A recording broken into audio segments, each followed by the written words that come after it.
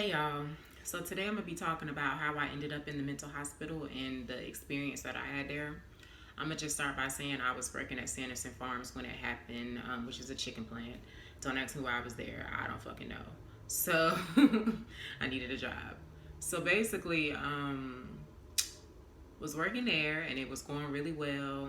You know, I didn't have no problems in my life outside of work. Um, I didn't feel any chronic pain yet. I was fine. So as time went on, how smooth that job was going just stopped, and it started to get more and more and more frustrating.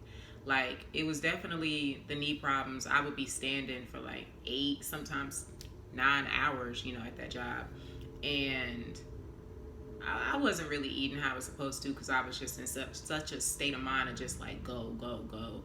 So I didn't slow down a lot, and I know I had supervisors that didn't come in there sober either, so that didn't really make the job better. When they would get mad, it would just kind of piss me off a little bit. Then I had problems going on in my real life eventually, like my relationship and stuff. But it all just started to become too much, and one day I just snapped. I was packing meat, and then next second, my head was just on a conveyor belt, and I was crying, and I couldn't breathe because it felt like my heart was trying to beat out of my fucking chest. And everybody was like, "Is she okay? Is she okay?" And I was like, "Bruh, that shit feels like a heart attack." So panic attacks is not the business. We don't like those. So yeah, that job was very, very, very stressful on my body and just me and my life. So what I was doing to try to keep up with that is, I was drinking energy drinks before work, which I don't drink them anymore because they tear you up. I was taking like 3, 4 shots of Crown or some kind of whiskey to really motivate myself to get up because this job was depressing me too. And just, I was already kind of depressed in outside of work, but that ain't making no better. And I was smoking blunts before work. Like, I always felt like after that situation, if I got to do all that just to get up and go, baby, I'm gonna need to find something else, cause that don't make no sense. It should never be that frustrating to have to go to a place that I have to do all of that. So the stress, the substance abuse, the keeping stuff inside of me because at the time I didn't have anybody that I could confide in, and the person I thought I could confide in, it just didn't. He was in his own world. But it's okay, we all get in our own world sometimes. So yeah, like I said, one day I wasn't able to keep my composure, and I had just stacked things and things on top of each other and was just like, whatever, going, going, going. And that was the day I couldn't keep it together. So I had the panic attack, and when I got home later that night, I was just like pretty much over it. Relationship was crazy, work was crazy, and personally I just really didn't like myself at the time. Like, I really did not like myself. So you put all that together, you add in about 2 still reserves. Yes, I like ghetto beer sometimes. Put in 2 still reserves. I think I smoked that night too. And the person I was trying to confide in was just like scrolling on their phone, as they always were at that time. And it really hurt because I didn't have any family or friends of my own there in Kinston. So what I decided to do was I grabbed some pills, some painkillers. They was like 500 milligrams somethings, and I took 10 of them. And I was praying, and hoping that maybe when I wake up in the morning, I won't be here. Like, I won't be alive.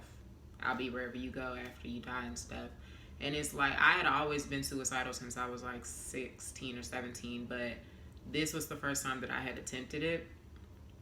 And I don't know why, but I looked over at the person I thought I could confide in, and I told him that I just swallowed 10 pills, and he was just like, he got so angry. He was like, you're selfish, you only think about yourself, I can't believe you would do this. Like, he was pretty disappointed. And it's like, I understand it, but it's not, you don't do that to people that are suicidal or that have committed suicide. Those are the things that you don't say. But moving on, after the pill situation, he took me to the hospital, and I'm still hella upset that I got charged so much to lay in a bed. That's it. Nothing. I could have did that at the house for the free. So anyway, I was there overnight and I talked to the behavioral health doctor, and she was just like, oh, I think that's a sign of depression and blah, blah, blah. And he seemed like you need to be an inpatient at a hospital. Huh?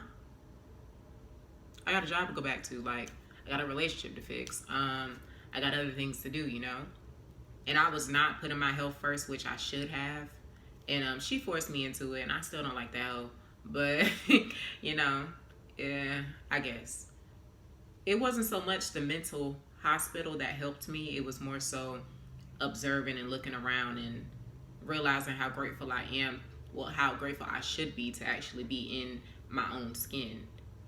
Because it's a lot of people that got it worse than me. But at the same time, like, girl, you're going to have to slow down unless you want to end up here permanently. So my overall opinion about mental hospitals is that that's some place that I never, ever, ever, ever, ever want to go back to. So, nah, it was not the move, y'all. Like, the food was not seasoned. You know, they always kept the channel on the news. Like, I wanted to watch the news, you know. I didn't get real help. Like, I got more medication fact sheets than actual advice for how to go back out into the real world again. Like, it felt like a daycare slash rest home slash prison, you know?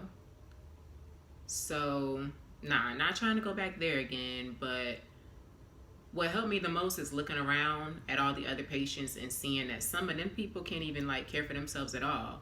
And here I am with 2 hands, 2 legs, you know, beauty, talent, and everything else. And I got the nerve to let, you know, life's demons and downs take me out the game? No.